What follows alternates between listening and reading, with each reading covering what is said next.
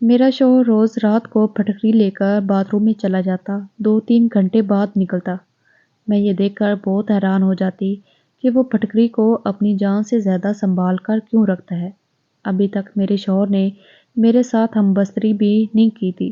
وہ ہر رات پھٹکری لے کر باتھ روم میں چلا جاتا اور میں باہر اس کا انتظار کرتے کرتے سو جاتی۔ ایک دن راز جاننے کے لیے میں نے باتھ روم کی کھڑکی سے جھانکا تو میرے ہوش اڑ گئے، کیونکہ میرا شوہر تو میرا نام رابعہ ہے، میری عمر 22 سال ہے۔ مجھے نہ جانے کیوں ایسا لگ رہا تھا کہ سب نارمل ہو کر بھی نارمل نہیں ہے، یا پھر یہ سب کچھ زیادہ دنوں کے لیے نہیں ہے۔ یہی سب سوچ سوچ کر میرے سر میں بری طرح سے درد ہو رہا تھا۔ مجھے ایسا لگ رہا تھا کہ اگر میں ایک دن بھی اس آدمی کے ساتھ رہی تو میں پاگل ہو جاؤں گی۔ کبھی کبھی مجھے لگتا تھا کہ میں اب پاگل عورت ہوں، لیکن کبھی کبھی مجھے ایسا لگتا تھا کہ میرا شوہر ہی پاگل آدمی ہے۔ میں فیصلہ نہیں کر پا رہی تھی، ہم دونوں میں سے کون نارمل تھا اور کون نہیں۔ ایک پھٹکری تھی جو میری زندگی کی سب سے بڑی مصیبت بن چکی تھی۔ کوئی سوچ بھی نہیں سکتا تھا کہ ایک چھوٹی سی سفید رنگ کی پھٹکری نے میری زندگی میں جینا دشوار کر دیا تھا۔ روز میرا شوہر ایک نئی طرح کی پھٹکری گھر میں لے کر آتا تھا اور اسے اتنا سنبھال کر رکھتا تھا کہ جیسے وہ کوئی ہیرے یا زیورات ہوں۔ وہ پاگلوں کی طرح ہر 10 منٹ بعد آ کر اپنی پھٹکری کا دھیان کرتا تھا کہ کہیں پھٹکری خراب تو نہیں ہوگی، اور کہیں کوئی چوری کر کے تو نہیں لے گیا، اور کوئی پھٹکری کے اوپر کوئی چیز گر تو نہیں گئی جس سے پھٹکری ضائع ہو جائے۔ وہ بار بار اپنی لائی ہوئی پھٹکری کا خیال رکھتا تھا۔ کبھی اسے لا کر دراز میں رکھتا تو کبھی اسے کبڈ میں لا کر رکھ دیتا، تو کبھی اسے سوٹ کیس میں سنبھال کر رکھ دیتا تھا، تو کبھی کچن میں آٹے کے ڈبے میں چھپا کر رکھ دیتا تھا۔ میں سوچ سوچ کر پاگل ہو گئی تھی کہ آخرکار اس میں ایسا بھی کیا تھا جو میرا شوہر اس پھٹکری کے لیے پاگل ہوا جا رہا تھا، اور اسے پھٹکری کی اتنی زیادہ پرواہ تھی۔ شادی کے بعد میں جب نئی دلہن بن کر اس گھر میں آئی تھی تو تب بھی میرے شوہر کے ہاتھ میں یہی پھٹکری تھی۔ وہ مجھ سے بات کرنے کے بعد اپنی پھٹکری کو لے کر باتھ روم میں چلا گیا تھا، اور میرے شوہر کو گئے ہوئے لگ بھگ 3 گھنٹے ہو گئے تھے۔ میں اپنے شوہر کا بہت دیر تک انتظار کرتے کرتے سو گئی تھی، کیونکہ میں بھی دلہن بن کر تھک گئی تھی، اس لیے مجھے نیند آ گئی تھی، اور آخرکار میں اپنے شوہر کا کب تک انتظار کر سکتی تھی۔ میرا شوہر تو نہ جانے کب باتھ روم سے باہر نکلا تھا، اور میں کب سو گئی مجھے کچھ پتہ ہی نہیں چلا۔ صبح کو جب میری آنکھ کھلی تو میرا شوہر مجھے بستر پر نظر نہیں آیا تھا۔ میں سوچ میں پڑ گئی تھی کیا اس نے ساری رات باتھ روم میں ہی گزاری تھی۔ میں بڑی پریشان ہو گئی تھی، اور میں نے دیکھا کہ وہ باتھ روم سے نکلا اور اس کے ہاتھ میں وہی تھیلا موجود تھا جس کے اندر پھٹکری تھی۔ میرا شوہر بہت دیر تک اپنی پھٹکری کے ساتھ باتھ روم میں بند رہتا تھا، اور باہر آنے کے بعد کہتا کہ ساری کمی پوری ہو گئی ہے، اور میں شرمندہ ہو جاتی تھی کہ نہ جانے وہ کیسی کمی پوری ہونے کی بات کر رہا تھا۔ وہ دن تھا اور آج کا دن ہے۔ میری شادی کو لگ بھگ 3 مہینے ہو گئے تھے، اور یہ پھٹکری تھی کہ جس کی کہانی آج تک ختم ہونے کا نام ہی نہیں لے رہی تھی۔ وہ بار بار باتھ روم میں جاتا اور پھٹکری کا وہ تھیلا باتھ روم کے اندر جاتے ہوئے اور باتھ روم سے باہر آتے ہوئے بھی اس کے ہاتھ میں ہی ہوتا تھا۔ باتھ روم سے لگاتار پانی گرنے کی آواز آتی رہتی، اور جب زیادہ دیر ہو جاتی تو میرا شوہر باتھ روم سے بہت خوش ہو کر باہر نکلتا تھا۔ میں تو بڑی عجیب سی الجھن میں پھنس گئی تھی۔ میں اپنی پریشانی کسی کو بتا بھی نہیں سکتی تھی۔ یہ سچائی جاننے کے لیے ایک رات میں نے باتھ روم کی کھڑکی سے جھانک کر دیکھا تو میرا دماغ پھٹ گیا تھا، اور میرے ہوش اڑ کر رہ گئے تھے۔ میرے ماں باپ مجھے بہت پیار کیا کرتے تھے، کیونکہ میں ان کی لاڈلی بیٹی تھی۔ میں اپنے سب بہن بھائیوں میں سب سے چھوٹی تھی، اس لیے مجھے اپنے ماں باپ کے ساتھ اپنے بڑے بہن بھائیوں کا بھی پیار ملا تھا۔ میرے ماں باپ کا کہنا تھا کہ میں بچپن میں کافی بیمار رہتی تھی۔ میرے ماں باپ ہمیشہ میرے ٹھیک ہونے کی کوشش کرتے رہتے تھے۔ بچپن میں میرا کافی علاج بھی ہوا تھا، اس لیے مجھ سے میرے گھر میں سارے لوگ بہت زیادہ پیار کرتے تھے۔ میرے ماں باپ نے اللہ کے آگے رو رو کر میری زندگی کی بھیک مانگی تھی، مگر میرے ماں باپ کو یہ نہیں پتا تھا کہ ان کی زندگی اتنی جلدی ان کو چھوڑ کر چلی جائے گی۔ اور ان کی سب سے لاڈلی اور چھوٹی بیٹی ان کے پیچھے یتیم ہو جائے گی۔ اگر میرے ماں باپ کو یہ بات پتہ ہوتی تو وہ کبھی بھی بچپن میں مجھے نہیں بچاتے۔ میری فیملی میں میرے اماں ابا کے علاوہ میرے ایک بڑے بھیا اور ایک بہن بھی تھی۔ سب لوگ ایک ساتھ مجھے چھوڑ کر اس دنیا سے چلے گئے۔ میں 7 سال کی تھی جب ہماری پوری فیملی پکنک کے لیے جا رہی تھی۔ تبھی راستے میں اچانک ہماری گاڑی کا ایکسیڈنٹ ہو گیا تھا۔ ایکسیڈنٹ اتنا زیادہ خطرناک تھا کہ میرے ماں باپ اور میرے دونوں بھائی بہن کی موقع پر ہی موت ہو گئی تھی، لیکن شاید اللہ نے مجھے زندگی دینی تھی، اسی لیے کتنے لوگوں کی موت کے ہو جانے کے بعد میں اکیلی بچ گئی تھی۔ مجھے معمولی سی چوٹ لگی تھی، لیکن میری زندگی بچ گئی تھی۔ لوگ مجھے دیکھ کر حیران ہو رہے تھے کہ یہ لڑکی کیسے بچ گئی۔ کہتے ہیں جس کی زندگی اللہ لکھ دے اسے کون مار سکتا ہے۔ اور کچھ لوگ مجھے دیکھ کر بہت افسوس بھی کر رہے تھے کہ میں اپنے ماں باپ کے بنا کیسے اس دنیا میں اکیلی رہوں گی۔ اچھا تو یہی ہوتا کہ میں بھی اپنی فیملی کے ساتھ ہی اس دنیا سے چلی جاتی۔ لوگ کہہ رہے تھے کہ یہ لڑکی اب یتیم ہو کر زندگی کیسے گزارے گی، کون پرورش کرے گا اس کی۔ اس طرح سے میری پوری فیملی ختم ہو چکی تھی اور میں اکیلی ہو گئی تھی، کیونکہ میں بالکل لاوارث تھی۔ ابا کے سوتیلے بھائی نے مجھے اپنے گھر میں جگہ دے دی تھی، کیونکہ اور کوئی مجھے اپنے ساتھ رکھنے کے لیے تیار ہی نہیں تھا، اور میری ماں کے رشتہ دار تو ڈر کی وجہ سے کبھی ہمارے گھر پر افسوس کرنے کے لیے بھی نہیں آئے تھے۔ میں اپنے چچا چاچی کے گھر میں رہنے لگی تھی، ان کی بیٹیوں کی اترن پہن کر ان کا بچا ہوا کھانا کھا کر اپنا گزارا کر رہی تھی۔ وہ لوگ مجھے تانے بہت دیا کرتے تھے، ان کے تانے سن کر ہی میں جوان ہو گئی تھی۔ اس طرح سے ٹائم تیزی سے گزرتا چلا گیا تھا اور میری شادی کی عمر ہو گئی تھی۔ میرے لیے کافی سارے رشتے بھی آنے لگے تھے۔ مجھے ایسا لگتا تھا کہ میرے لیے رشتے آتے ہی میری چاچی پریشانی میں آ جاتی تھی۔ میری چاچی نے مجھ سے جان چھڑانے کے لیے میری شادی ایک ایسے انسان سے کر دی تھی جس کو میں جانتی بھی نہیں تھی۔ پھر بھی میں نے سوچا چاچی کے گھر پر مجھے سارا دن نوکرانیوں کی طرح کام کرنا پڑتا تھا، اس سے بہتر تو یہی ہوگا کہ میں اپنے شوہر کے گھر کام کروں اور اس کی خدمت کروں۔ جب میں نے اپنے ہونے والے شوہر کو دیکھا تو لڑکا کافی ہینڈسم اور سمارٹ تھا، اسی لیے میں بے فکر ہو گئی تھی۔ پھر سنا کہ لڑکے والوں کا اپنا گھر ہے تو اس بات سے میں اور بھی زیادہ خوش ہو گئی تھی کہ چاچی نے اپنی جان سے چھٹکارا پانے کے لیے میری شادی جلد بازی میں کر دی تھی، کیونکہ میں بہت زیادہ خوبصورت تھی۔ میری چاچی کی بیٹیاں مجھ سے زیادہ خوبصورت نہیں تھی، اس لیے چاچی جلن کی وجہ سے مجھے جلد سے جلد رخصت کرنا چاہتی تھی تاکہ ان کی بیٹیوں کے لیے آگے کا راستہ صاف ہو سکے۔ رخصتی کے ٹائم پر چاچی نے مجھ سے کہا تھا کہ اب اپنے سسرال میں ہی رہنا، میرے گھر آنے کی کوئی ضرورت نہیں۔ میرے پاس تو اتنے پیسے نہیں ہیں کہ میں تمہارا خرچہ اٹھا سکوں، جیسے بھی حالات ہوں اپنے سسرال میں ہی رہنا ہے، اور اگر اپنے سسرال میں تمہیں کوئی پریشانی لگے تو چپ چاپ اسے برداشت کرنا، طلاق شدہ بن کر میرے گھر پر آنے کی کوئی ضرورت نہیں۔ چاچی کی اس بات نے مجھے بہت پریشان کر دیا تھا۔ وہ اس طرح کی باتیں نہ جانے مجھ سے کیوں کر رہی تھی۔ ابھی تو میری رخصتی بھی پوری نہیں ہوئی تھی، وہ طلاق تک پہنچ گئی تھی۔ آخر وہ ایسا کیوں کہہ رہی تھی؟ کیا لڑکے میں کوئی خرابی تھی یا اس کے گھر والوں میں، یا مجھ میں کوئی گڑبڑ تھی؟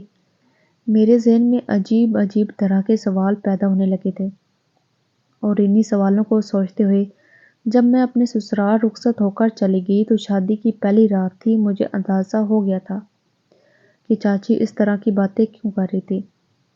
جس لڑکی کے شوہر نے شادی کی پہلی رات اس کے ساتھ گزارنے کی بجائے ساری رات باتھ روم میں گزار دی ہو تو اس کی دماغی حالت کیا ہوگی۔ شرم کی وجہ سے یہ سوال اپنے شوہر سے بھی نہیں کر سکتی تھی، کیونکہ میں نئی نویلی دلہن تھی، اور نئی نویلی دلہن ایسی بات کہتی تو مناسب نہیں لگتا۔ لیکن مجھے یہ سمجھ نہیں آ رہا تھا انہوں نے ایسا کیوں کیا اور ساری رات باتھ روم میں کیوں رہے۔ پھر میں نے سوچا میں تو سو گئی تھی، ہو سکتا ہے وہ بھی آ کر سو گئے ہوں گے، شاید بہت صبح وہ دوبارہ باتھ روم میں نہانے کے لیے چلے گئے ہوں۔ بس یہی سوچ کر میں نے اپنے دل کو تسلی دے دی تھی، لیکن میری یہ تسلی کسی بھی کام نہیں آئی تھی۔ جب روزانہ کمرے میں میرا شوہر یہی عجیب و غریب طرح کی حرکتیں کرنے لگا تھا۔ شادی کو 1 مہینہ پورا ہوتے ہوئی میری ساس نے پوتا پوتی کی رٹ لگا لی تھی۔ میری ساس کو تو یہ بھی نہیں پتا تھا کہ 1 مہینے میں ایک بھی دن ان کے بیٹے نے مجھے ہاتھ تک نہیں لگایا تھا۔ ان کا بیٹا تو نہ جانے کن حرکتوں میں مصروف رہتا تھا، اور میں شرم کی وجہ سے یہ بات کسی سے کہہ بھی نہیں سکتی تھی۔ 1 مہینے بعد جب میں چاچی سے ملنے ان کے گھر پر گئی تو چاچی مجھے دیکھ کر پریشان ہو گئی، اور ایک دم سے انہوں نے مجھ سے سوال کیا کہ میں اپنا گھر چھوڑ کر تو نہیں آئی ہوں۔ چاچی کے سوال پر میں نے بڑی حیرت سے ان کی طرف دیکھا۔ میری رخصتی کے ٹائم پر بھی ان کا میرے ساتھ یہی برتاؤ تھا، اور میں پورے 1 مہینے بعد ان سے ملنے کے لیے آئی تھی۔ تب بھی وہ میرے ساتھ ایسے عجیب و غریب باتیں کر رہی تھی۔ میں نے چاچی سے کہا، نہیں، میں تو صرف آپ سے ملنے کے لیے یہاں پر آئی ہوں۔ مجھے ان کی بات سے بہت دکھ پہنچا تھا۔ میں نے اپنا سارا بچپن اور لڑکپن ان کے اس گھر میں ہی گزارا تھا۔ مجھے اس گھر سے بہت زیادہ لگاؤ تھا۔ کیا میرا اتنا بھی حق نہیں بنتا تھا کہ میں اس گھر میں اپنا چاچی سے ملنے کے لیے بھی کبھی کبھار آ جاؤں؟ میں اداس ہو کر اپنے گھر کو واپس آ گئی تھی۔ ادھر دیکھا کہ میرا شوہر پھٹکڑی لے کر باتھ روم میں چل رہا تھا۔ اپنے شوہر کو تو میں کبھی کبھی دکھائی ہی نہیں دیتی تھی کہ میں اس گھر میں اپنے شوہر کے لیے بس معمولی سی تھی۔ وہ اپنی بیوی سے زیادہ پھٹکڑی سے محبت کرتا تھا۔ کبھی کبھی تو میں سوچتی تھی کہ میں خاموش ہی رہوں اور اپنے غصے پر کنٹرول کروں، اور اسے اپنی قسمت میں لکھا ہوا سمجھ کر سمجھوتا کر لوں۔ پھر اگلے ہی پل مجھے یاد آتا کہ میں کیوں خاموش رہوں، مجھے تو بلکہ اپنے شوہر کا سارا سچ دنیا کے سامنے لانا چاہیے، مگر ایسا تو صرف اپنے خوابوں میں ہی کر سکتی تھی۔ حقیقت میں تو مجھے پریشان ہونے کے علاوہ کوئی دوسرا کام بھی نہیں آتا تھا۔ اب میں نے خود کو گھر کے کاموں میں بزی رکھنا شروع کر دیا تھا، اور میں زیادہ سے زیادہ اپنے آپ کو بزی رکھنے کی کوشش میں لگی رہتی تھی۔ اب میرا سارا دھیان گھر والوں کے کپڑے دھونا، کھانا بنانا اور گھر کی صفائی کرنے میں ہی لگا رہتا تھا۔ میں چاچی کے گھر میں بھی نوکرانی تھی، اور اپنے سسرال میں بھی آ کر نوکرانیوں کی طرح ہی زندگی گزار رہی تھی۔ پھر میں نے سوچا، آخرکار کب تک اس طرح کی زندگی گزاروں گی؟ مجھے اپنے شوہر سے بات کرنی ہی ہوگی۔ میں نے بند لفظوں میں اپنے شوہر کو یہ بات سمجھا دی تھی کہ ان کی ماں مجھ سے پوتا پوتی کی ڈیمانڈ کرتی ہے۔ یہ بات سن کر جیسے میرے شوہر کو کرنٹ سا لگ گیا تھا۔ انہوں نے فوراً ہی کہہ دیا، ابھی ایسا کچھ بھی نہیں ہو سکتا، اور ایسا بالکل ممکن نہیں۔ اتنا کہہ کر وہ کمرے سے باہر چلے گئے تھے۔ تو میں اپنا سر پکڑ کر بیٹھ گئی، کیونکہ مجھے اپنے شوہر پر پہلے سے ہی شک تھا، اور اب مجھے اچھی طرح سے یقین ہو گیا تھا کہ میرا شوہر نامرد ہے، اور وہ پھٹکری کا بہانہ بنا کر روز رات کو باتھ روم میں چلا جاتا ہے اور پھر میرے سونے کا انتظار کرتا ہے۔ جب میں سو جاتی ہوں تو وہ باتھ روم سے نکل کر آتا ہے۔ وہ ایسے ہی کرتا ہے، ورنہ کوئی مرد ایسا نہیں ہوتا جو اپنی نئی نویلی دلہن کو اکیلا چھوڑ کر اس طرح سے ساری رات خود کو باتھ روم میں بند نہیں رکھتا۔ میں نے سوچا، اب مجھے اپنے شوہر کے اس راز سے پردہ ہٹانا ہی پڑے گا، اور میں سچ جان کر ہی رہوں گی۔ یہی سارا سچ میں سب لوگوں کے سامنے بھی لے کر آؤں گی۔ ایک دن رات کے ٹائم میں نے سوچا کہ میں سونے کی ایکٹنگ کرتی ہوں اور دیکھتی ہوں کہ میرا شوہر رات میں کیا کرتا ہے۔ میں نے آج ہی اپنے شوہر سے کہا تھا کہ مجھے بہت نیند آ رہی ہے اور میری طبیعت ٹھیک نہیں، میرا سر درد سے بری طرح پھٹا جا رہا ہے، اس لیے وہ مجھے جگانے کی کوشش نہ کرے۔ میری یہ بات سن کر تو میرے شوہر کے چہرے پر عجیب سی مسکراہٹ آ گئی تھی، جیسے کہ انہیں اس بات کا انتظار ہو کہ میں جلدی سے سو جاؤں۔ میرے شوہر نے مجھ سے کہا کہ ٹھیک ہے، اگر تمہاری طبیعت ٹھیک نہیں تو تم جلدی سے سو جاؤ، میں تمہیں بالکل بھی ڈسٹرب نہیں کروں۔ اس نے کمرے کی لائٹ بند کر دی اور کمرے سے باہر نکل گیا۔ یہ سچ تھا، مجھے لیٹتے ہی نیند آ جاتی تھی، کیونکہ میں سارا دن بہت کام کرتی تھی، اور تھکان سے چور ہو کر جب میں اپنے بستر پر سونے کے لیے لیٹ جاتی تھی تو مجھے فوراً ہی نیند آ جاتی تھی۔ لیکن میں آج بہت کوشش کر رہی تھی کہ میں جاگتی رہوں، لیکن میرا نیند پر کوئی بس نہیں تھا۔ آج میں نے سوچا کہ دن میں جب میرا شوہر گھر پر تھا تو میں نے ان سے کہا کہ میری طبیعت ٹھیک نہیں اور میں سونا چاہتی ہوں، تو انہوں نے مجھ سے کہا، ہاں ٹھیک ہے، گھر کا کوئی کام کوئی بھی کر لے گا، تم آرام سے سو جاؤ۔ میری ساس کو لگا کہ میں پیگنٹ ہوں، میری طبیعت ٹھیک نہیں، اس لیے میں آرام کر رہی ہوں، اور میری ساس نے مجھے کسی کام کے لیے نہیں کہا تھا، ورنہ مجھے تو آرام کرنے کا موقع ہی نہیں ملتا تھا۔ میں نے نیند دن میں ہی پوری کاٹ لی تھی۔ میں جی بھر کے سوئی تھی تاکہ میں رات کو دیر تک جاگ سکوں۔ میں لگ بھگ 1 گھنٹے تک اپنے شوہر کا انتظار کرتی رہی تھی۔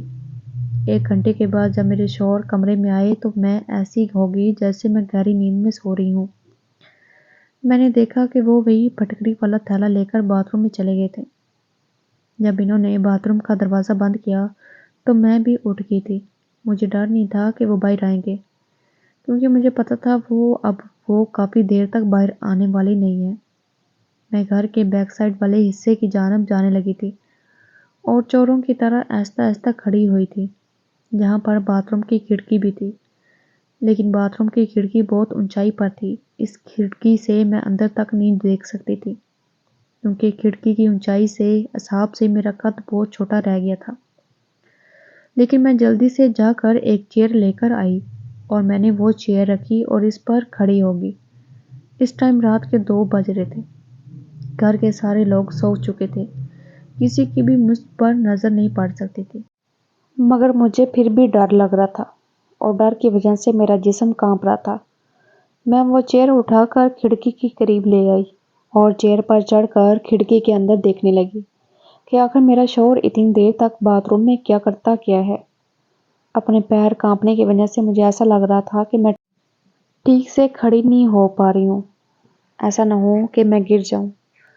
میں نے اپنی ہمت پیدا کی اور چیئر کے اوپر کھڑی ہو گئی، لیکن جیسے ہی میں نے باتھ روم کی کھڑکی سے اندر جھانکا تو میرے سامنے کا نظارہ دیکھ کر میری آنکھوں کے سامنے اندھیرا چھانے لگا تھا۔ میں چیئر سے گرتے گرتے بچ گئی تھی۔ یہ میرا شوہر کیسا کام کر رہا تھا پھٹکری کے ساتھ؟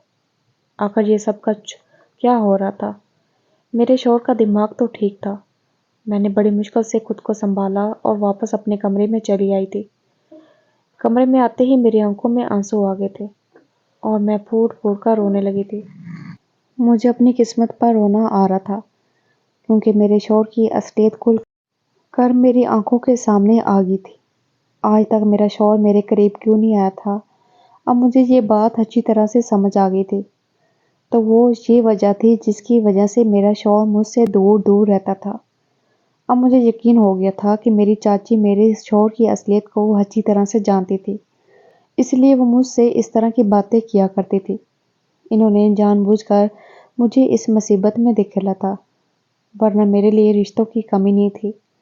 میں بہت خوبصورت تھی، جس کی وجہ سے لوگ مجھے دیکھتے ہی پسند کر لیا کرتے تھے، اور چاچی کو صرف اسی بات کا ڈر تھا کہ کہیں مجھے ان کی بیٹیوں سے زیادہ اچھا رشتہ نہ مل جائے، اسی لیے انہوں نے میری شادی اس آدمی کے ساتھ کروا دی تھی۔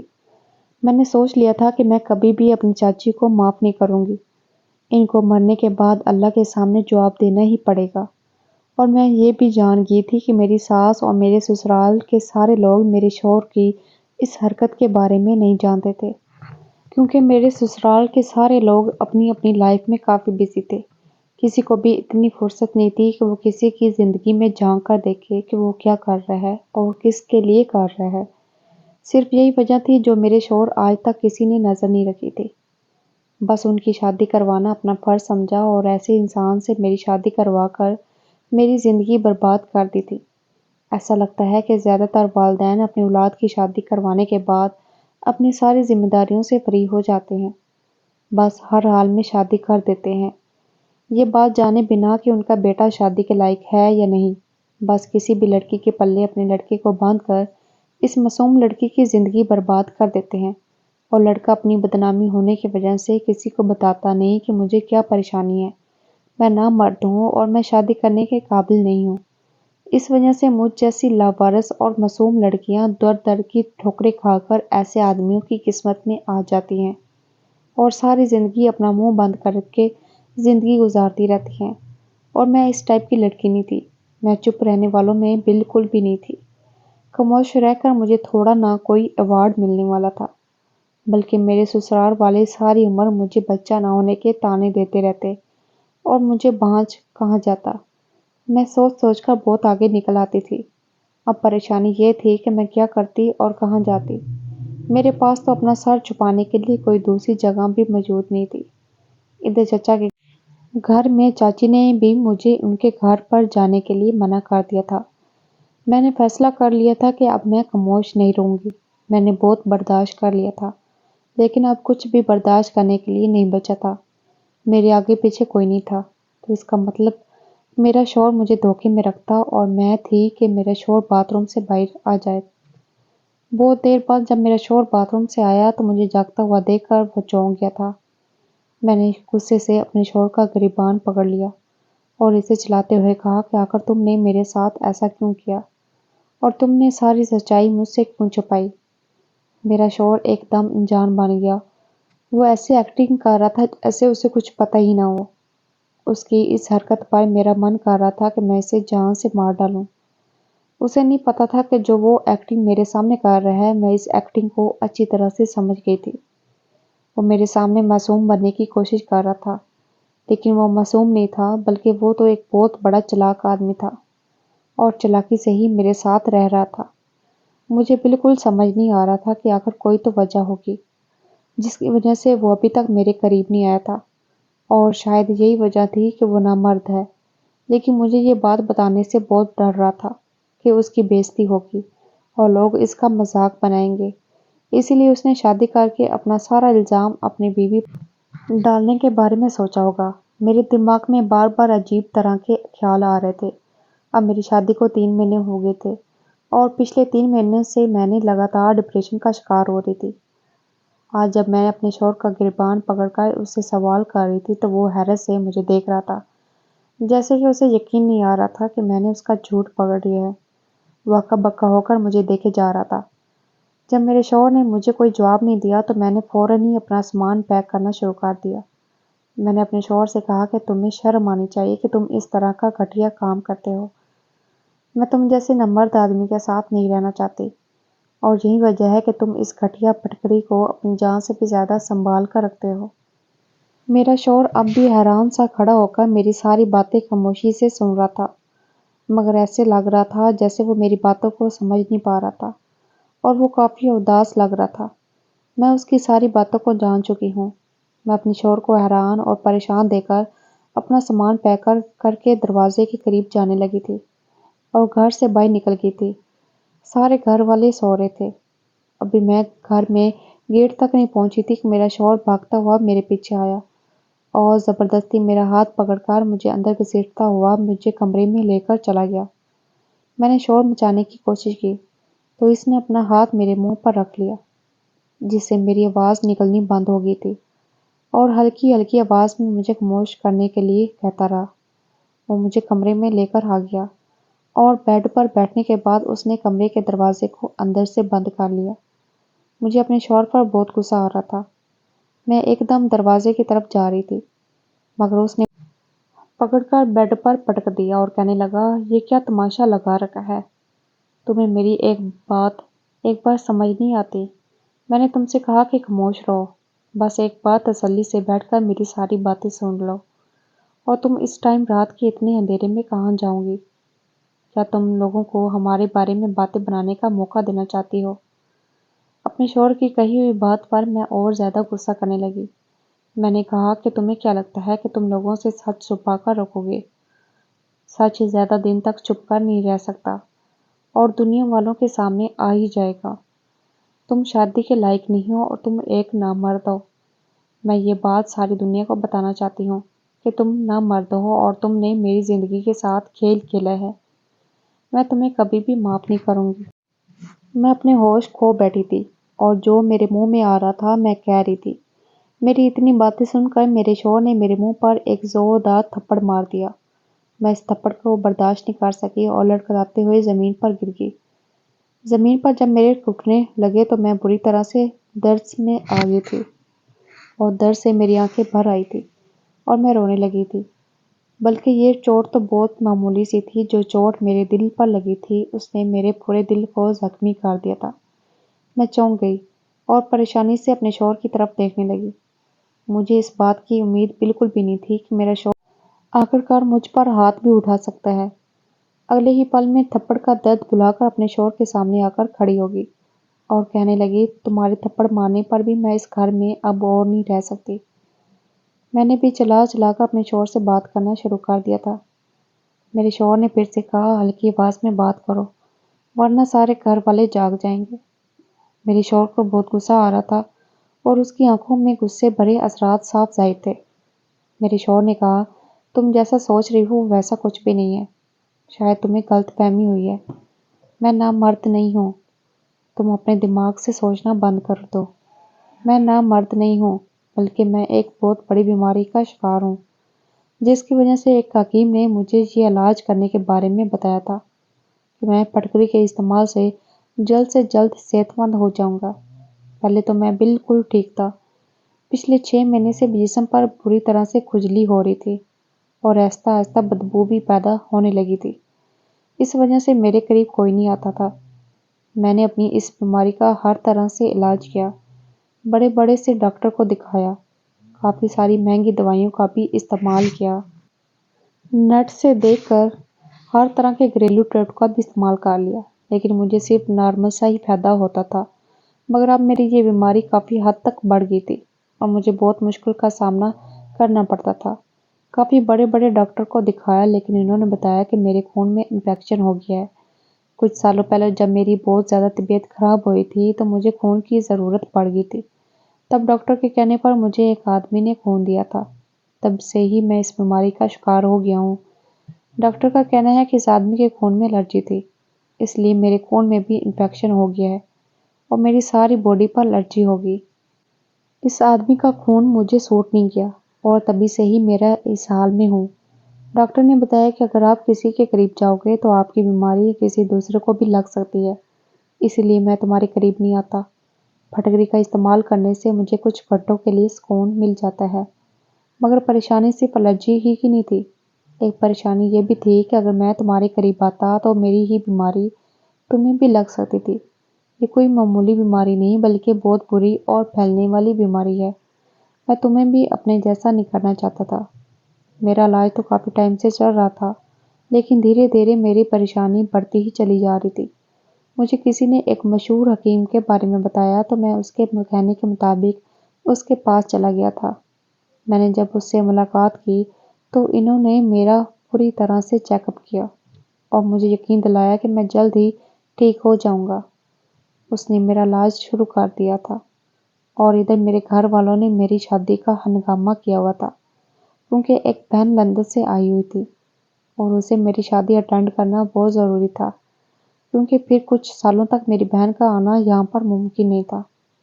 میں نے اپنے ماں باپ کو بہت انکار کیا کہ میں اپنی شادی کرنے کے لیے تیار نہیں ہوں، لیکن میری کسی نے بھی ایک نہیں سنی اور میری شادی کی ڈیٹ بھی مجھ سے بنا پوچھے ہی طے کر دی۔ اس طرح سے ہماری شادی بھی ہوگی۔ جب کہ حکیم کے پاس گیا اور میں نے حکیم کو بتایا کہ اب میری شادی ہونے والی ہے تو انہوں نے بھی کہا ابھی 2-3 مہینے تک تمہاری شادی نہیں ہونی چاہیے تھی، جب تک علاج پورا نہیں ہو جاتا تب تک تمہیں کسی کے قریب بھی نہیں جانا۔ میں اپنے فیملی کے ہر ممبر سے بھی دوری بنا کر بات کیا کرتا تھا اور نہ ہی ان لوگوں کے ساتھ اٹھتا بیٹھتا تھا۔ فی الحال میری شادی کی ڈیٹ تو فکس ہو گئی تھی۔ انہوں نے بتایا کہ تمہیں اتنا کرنا ہوگا جب تک علاج پورا نہیں ہو جاتا تمہیں اپنے شوہر سے بھی دوری بنائے رکھنی ہوگی۔ میں یہ باتیں سن کر بہت پریشان ہو گیا تھا۔ انہوں نے کہا کہ تمہاری اس پریشانی کا اور کوئی حل نہیں، اس لیے تمہیں سب سے پہلے اچھی طرح سے صحت مند ہونا ہوگا اور اپنی بیماری کو ٹھیک کرنا ہوگا، پھر آرام سے ساری زندگی تمہیں اپنی بیوی کے ساتھ ہی تو رہنا ہے۔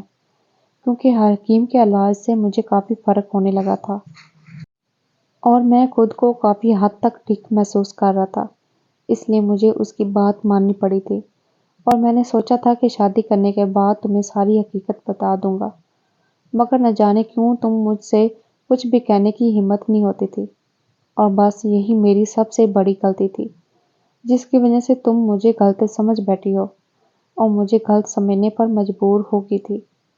حکیم نے کہا کہ پھٹکری سے ہی تمہارا علاج ہو سکے گا، اس لیے میں تمہارے قریب بھی نہیں آتا تھا اور آج تک میں نے تمہارے قریب بیٹھ کر تم سے بات کرنے کی کوشش بھی نہیں کی تھی اور ہر روز میں پھٹکری گھر پر لے کر آتا تھا روزانہ میری نئی پھٹکری سے علاج ہوتا تھا، اس لیے میں پاگلوں کی طرح پھٹکری کی حفاظت کیا کرتا تھا تاکہ میں جلد سے جلد ٹھیک ہو جاؤں اور ایک نارمل زندگی جی سکوں اور تمہیں بتا سکوں کہ تمہارے ساتھ ٹائم سپینڈ کرنے کے لیے کتنا تڑپ رہا تھا۔ میری پریشانی باہر سے تو کسی کو نظر نہیں آتی، مگر اندر ہی اندر میں اپنی پریشانی سے بہت زیادہ پریشان ہو گیا ہوں۔ مجھے معاف کر دو، میں تم سے معافی مانگتا ہوں۔ میں نے تم پر ہاتھ اٹھایا اور اپنی یہ سچائی تم سے اتنے دنوں تک چھپا کر رکھی۔